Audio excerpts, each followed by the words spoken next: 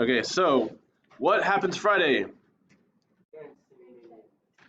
Grade check, or sorry, your grades are due for your first 9 weeks average.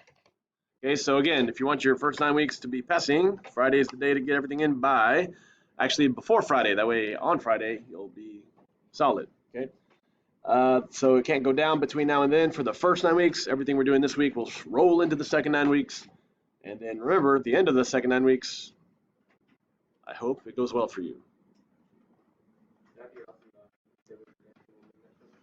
All right, so does everyone see the dancing minion? So, yeah, check skyward. Okay. Now, like I was saying, if you want to graph this in your calculator, okay, you could go to, you go to a new document, you don't save, you go to, let me zoom out a little bit here.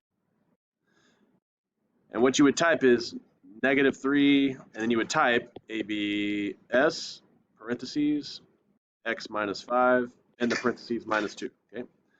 If you do that, it'll give you the graph, okay? So again, you would type -3 ABS parentheses x minus 5 -2. Also, if you remember, there's another way to get absolute value symbols. The book number 1 is ABS if you don't want to type it, or next to that, this definition button under delete on the very right, you got absolute value. Okay. So again, that's another way to get absolute value on your calculator, but we don't need a calculator. Remember yesterday we learned how to do this just by looking at the equation? So let's start with the very first thing I see here. There's a negative. What does that negative do to my graph?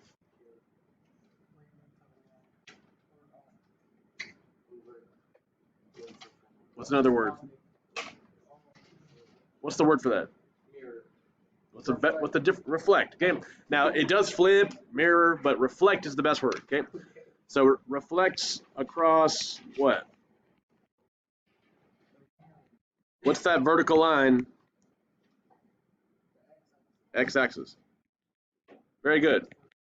Now, the next thing I see in that equation is a 3. Now, just ignore the negative sign. 3 is greater than 1. Is that going to be a vertical stretch or compress? What do you think?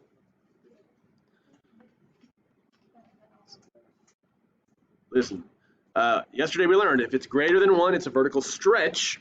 And think of like holding some dough. It's going to make it a little bit skinnier or narrower. Okay, so vertical stretch by 3. And if you remember, when you graph it, your slope would be, the slope would be 3/1, rise over run, when you graph it. Okay. Now let's move on to the next thing. This is where we're going to not forget yesterday. Okay. Inside those vertical lines,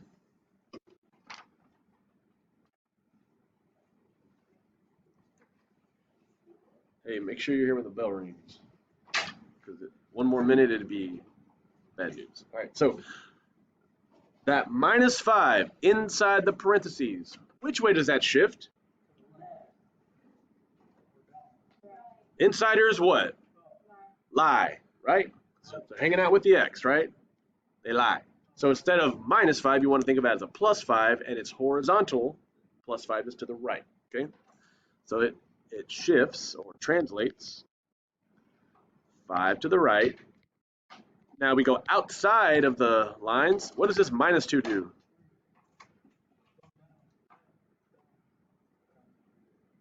What do y'all think? What does the -2 do? What do you think? What does -2 do? Okay, -2 on the Y, which is which direction? Down 2, right? Did you said up and down. You said down, up, down, left, right. Bop it. All right. Right, while simultaneously being rolled. Well, anyways, so it is down 2, or 2 down. Now we can get all that information just by looking at the equation. You could graph it, that's fine too. Okay.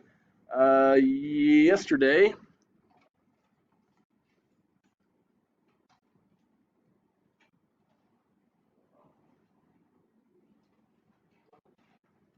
Yesterday you got the 3.1 assignment, right?